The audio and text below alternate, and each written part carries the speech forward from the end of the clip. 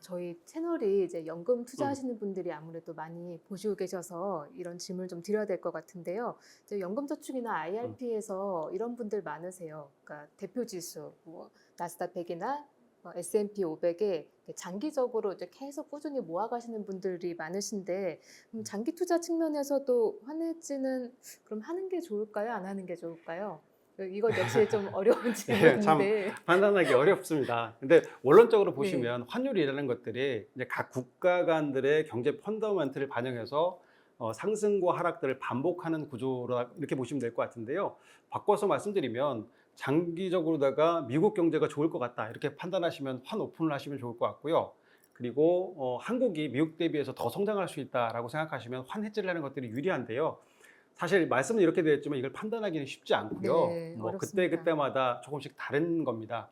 그럼에도 불구하고 이제 환율을 결정하실 때 환율의 몇 가지 특징들을 이해하시는 것도 이제 투자 판단에 도움이 되실 수 있을 거라고 이렇게 생각하는데요. 어, 먼저 이제 첫 번째로 말씀드릴 것들이 아까 말씀드렸죠. 달러는 위기에 강하다. 그래서 앞서 말씀드린 것처럼 위기 국면, 즉 뭐 시장 변동성이 심할 때는 달러 보유가 여러모로 이제 장점이 있습니다. 그렇기 때문에 위기 시엔 환 오픈이 훨씬 더 유리하다는 점들 꼭 기억해 주셨으면 좋겠고요. 두 번째가 이제 길게 보면 환율은 어느 정도 평균 회귀의 속성들을 갖고 있습니다. 올라가면 어, 내려가고 내려가면 올라올 수 있다 이런 음, 얘기들인데요. 지난 10년간 이제 원달러 환율은 이제 1,000원에서 1,200원 정도 박스권을 오르락 내리락 하면서요.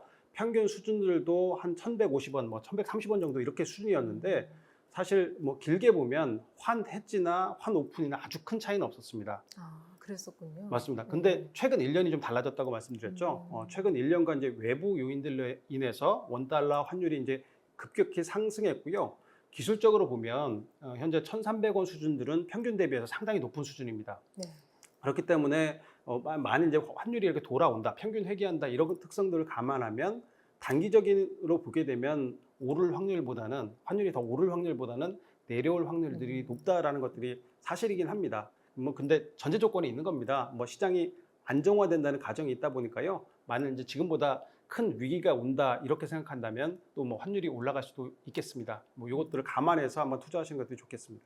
네, 좀 다시 한번 말씀드리지만 여러분 환율은 맞추기 굉장히 어렵다는 그런 거 다시 한번 말씀드리고요. 맞습니다. 어디까지나 그 환율 변동에 따라서 어떤 대응이 이런 결과를 낳는다 이런 거를 그냥 이해하시면 그게 네, 가장 중요할 것 같습니다. 맞습니다. 저 하나 궁금해지는 네, 게 또 국내 또 투자자분들 같은 경우에 레버리지 상품 상당히 또 예, 좋아하시잖아요. 예. 근데 또 환이 오픈되어 있는 레버리지다. 그러면은 이거 그럼 환도 두 배인가요? 맞습니다. 성과도 두 배, 환율도 두 배라고 이렇게 보시면 될 것 같은데요. 아, 뭐 간단히 좀 말씀드리면 국내에 상장된 노출형 나스닥 100 레버리지는 나스닥 일별 자산의 이제 두 배의 성과를 추정하는데요. 만약에 이제 나스닥이 1% 오르게 되면 해당 성과는 2% 오르게 되고요. 나스닥이 1% 내리게 되면 해당 성과는 2% 내리는 구조인데요. 마찬가지입니다. 환율도 일변동성의 두 배 구조를 그대로 추정하기 때문에 환율이 1% 오르면 두 배, 2% 오르게 되고요. 내리면은 2% 내린다. 이렇게 이해하시면 되겠습니다. 네. 그래서 타이거 상품 중에서는 타이거 미국 나스닥 백 레버리지 합성 이 예, 상품이 있는데 그럼 여러분 이게 환율 변동도 두 배로 반영한다는 거 네, 참고하시면 좋을 것 예, 같습니다. 환율 변동을 이용해서 내 포트폴리오에서 ETF를 통해서 좀 이렇게 수익을 취하고 예. 싶다라고 하시는 분들 같은 경우에 좀 어떤 상품을 좀 관심을 가져보면 좋을까요? 예. 아까 드린 것처럼 환율에 투자하는 가장 손쉬운 방법들은 상품을 선택하실 때 환 오픈형 금융 상품들을 선택하시는 것들이 가장 편하긴 한데요. 이건 이제 투자 자산의 가치도 변하기 때문에 네네. 사실은 순수하게 환율에 투자한다는 이런 상품들은 아닙니다. 따라서 이제 보다 직접적으로 달러 가치 변동에만 국한해서 투자하는 방법들로 두 가지가 있는데요. 하나가 이제 미국 달러 선물 ETF와 같은 통화 투자형 ETF에 투자하는 거고요. 다른 음. 하나는 이제 미국 달러 채권 ETF 같은 달러 채권 ETF에 투자하는 방법이 있습니다. 통화에 직접 투자하는 그런 ETF 같은 경우에는 그러면 구조가 어떻게 되어 있는 건가요? 예, 화면을 보시면서 좀 말씀드리려고 하는데요. 통화 투자 ETF로 미국 달러 선물 ETF가 있습니다. 해당 ETF는 이제 달러가 상승하게 되면 수익을 얻는 구조인데요. 한국 거래소에 원 달러 환율 지수가 이렇게 있는데요. 이것에 따라서 이제 수익이 결정됩니다. 이와 반대로 달러 하락, 그러니까 원화 강세가 되면 수익을 얻는 상품들로 미국 달러 선물 인버스 ETF가 있습니다. 그리고 이제 보다 공격적으로 환율 변동성의 2배를 추종하는 레버리지나 인버스 2배 상품들도 있습니다. 그러면 달러 채권에 투자하는 상품 같은 경우에는 예. 어떤 거가 있을까요? 간접적으로 달러 가치 상승에 투자하는 방법들로 아까 이제 달러 채권 ETF가 네. 있다고 말씀드렸는데요. 앞서 이제 달러 선물 ETF와 같은 통화 ETF는 환율 변동에만 노출이 네. 되기 때문에 그 이상들의 수익들은 얻으실 수가 없는데요. 네. 달러 채권 ETF에 투자하시게 되면 달러 가치 상승에 따른 수익 이외, 환차익 이외에도 채권에서 발생하는 이자 수익이 있고요. 그리고 이자율 변동에서 나타나는 자본 차익까지 얻을 수 있어서 덤으로 얻는 수익들이 좀 많다. 이렇게 보실 수 있겠습니다. 물론 이제 주의하실 점도 있는데요. 네, 뭡니까? 예, 채권형 ETF이다 보니까 투자 대상에 따라서 다양한 수익과 위험들을 가지고 있다는 점들도 고려를 하셔야 되는데요. 네. 일반적으로 이제 단기 채권보다는 장기 채권 장기 채권이 그리고 국공채보다는 회사채 ETF가 수익성이 높은 대신 그러니까 위험 변동성도 크다 이렇게 이해하시면 될 것 같습니다. 따라서 이제 보수적인 투자자라고 한다면 달러 단기 채권 그것도 이제 국공채형 투자 ETF에 투자하시는 것도 좋겠고요. 조금 더 이제 공격적으로 투자하시게 된다면 시장 상황에 따라서 장기 채권이나 회사채형 ETF에 투자하시는 것들을 고려하시는 것들이 좋겠습니다.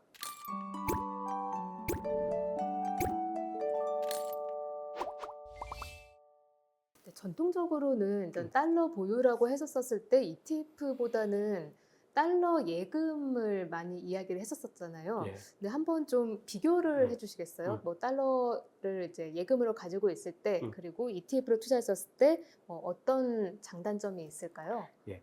말씀하신 것처럼 달러 보유를 하는 가장 쉬운 방법들이 달러 예금입니다. 네네. 그렇지만 이제 달러 ETF도 달러 예금 이상의 다양한 장점들을 갖고 있기 때문에 한번 투자를 고려해 보실 만한데요. 먼저 이제 첫 번째 ETF의 가장 큰 장점입니다. 거래가 편하다는 점인데요. ETF는 이제 실시간 매매가 가능하기 때문에 사고 싶을 때 사고, 팔고 싶을 때 팔 수가 있습니다. 또 이제 만기도 없고 뭐 예금처럼 중도 해지 수수료 이런 것들도 없으니까 굉장히 좀 편리하게 활용하실 수 있다 이렇게 말씀드릴 수 있겠고요. 그리고 이제 외화 예금보다 수익도 조금 높은 편입니다. 그런가요? 예.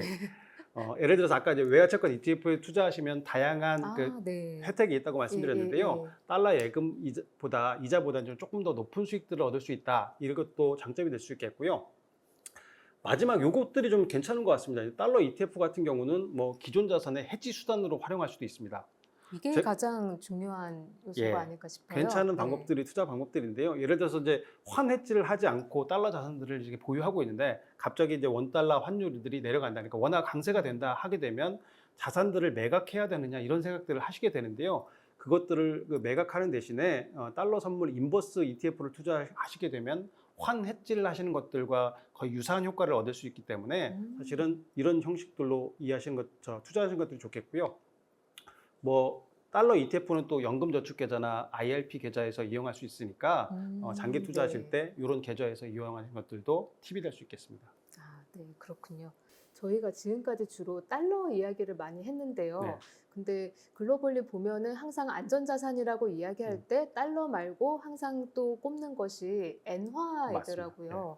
근데 엔화도 혹시 ETF로 투자가 가능한가요? 맞습니다. 뭐 이게 또 투자 아이디어 중에서 하나인데요. 아까 이제 해지를 환율 투자를 이제 해지용들로 이용하는 것들 이런 것들도 있지만 환율에 대한 방향성 예측도 훌륭한 투자 대안들 중에 하나라고 저는 생각을 하고 있는데요. 지금 현재 이제 엔화가 그런 상황이 아닌가 이렇게 조심스럽게 예측을 해봅니다. 엔달러 환율은 그 앞서 말씀드린 것처럼 일본은행의 완화 정책 그리고 미국의 긴축 정책들이 맞물리면서 연초 달러당 115원에서 한 139원까지 이렇게 올라갔거든요. 근데 아까 말씀드린 것처럼 10년 평균들은 한 107원 정도 됩니다. 그러니까 이런 평균 회귀 현상들이 만약에 일어난다는 가정하에서 보면 뭐 단기 급등했던 환율들이 이제 낮아질 가능성이 있게 되겠죠. 그렇기 때문에 저평가된 엔화 자산들을 조금씩 모아 가시는 것들도 이제 투자 대안이 될 수 있겠다 이렇게 생각하는데요. 일본 엔화에 투자하는 ETF로 타이거 일본엔 선물 ETF가 있는데요. 국내에 상장된 엔화에 투자할 수 있는 유일한 ETF입니다. 유일하군요. 예, 맞습니다. 네, 올해 원엔 환율은 1,030원에서 현재 이제 950원까지 하락했고요. 10년 역사적 평균 수준이 한 1,070원 수준입니다. 해당 ETF 같은 경우는 원화 대비 엔화 강세가 커질수록 이제 수익이 커지는 상품이기 때문에 엔화 강세를 예상하시는 분들, 역으로 좀 낮아질 거라, 엔화가 약해졌는데 강세가 된다면 해당 ETF를 한번 고려해 보시는 것들이 좋은 대안이 될 수 있다 이렇게 생각합니다. 네, 오늘 이렇게 여러 가지 ETF 말씀 주셨는데요. 저희 채널 보시는 분들은 다 이렇게 주로 연금 계좌에서 투자하시는 분들이 많은데 이 ETF들 투자할 때 이 계좌별로 뭐 좀 주의할 점이 있을지 한번 좀 마지막으로 말씀 주시겠어요? 예, 말씀하신 것처럼 국내 상장된 통화나 이제 달러 채권 ETF 같은 경우는 퇴직연금 또는 뭐 연금저축계좌에서 투자하실 수 있는데요. 몇 가지 좀 기억하셔야 될 주의사항들이 있습니다. 달러 채권 ETF 같은 경우는 채권형 ETF다 보니까 연금저축이나 퇴직연금 계좌에서 뭐 둘 다 이제 자유롭게 투자할 수 있는데요. 통화 투자형 ETF는 주된 자산이 선물입니다. 그러다 보니까 연금저축계좌에서는 투자하실 수 있는데 퇴직연금에서는 투자할 수 없는 경우가 많고요. 당연히 이제 레버리지 ETF나 인버스 ETF는 둘 다 이제 연금이나 퇴직에서 되지 않기 때문에 투자할 수 없다는 점 이렇게 기억해 주셨으면 좋겠고요. 반면에 이제 ISA 계좌에서는 이런 제약들이 없습니다. 그래서 국내 상장된 ETF를 환 투자형 ETF를 투자하실 때는 ISA를 투자하시는 것들이 가장 편리하다. 네, 오늘 요즘 환율이 많이 올라서 걱정이신 분들 많을 텐데요. 네, ETF 투자하시는 분들은 환율을 해지하시는 분들도 있겠지만 또 이렇게 환율이 변동할 때 이걸 이용해서 또 수익을 얻으시려고 하는 분들은 오늘 방송에서 언급되었던 이런 ETF들 한번 꼭 활용하시면 좋을 것 같습니다. 오늘 도움 말씀 주신 김수환 상무님 감사합니다. 고맙습니다.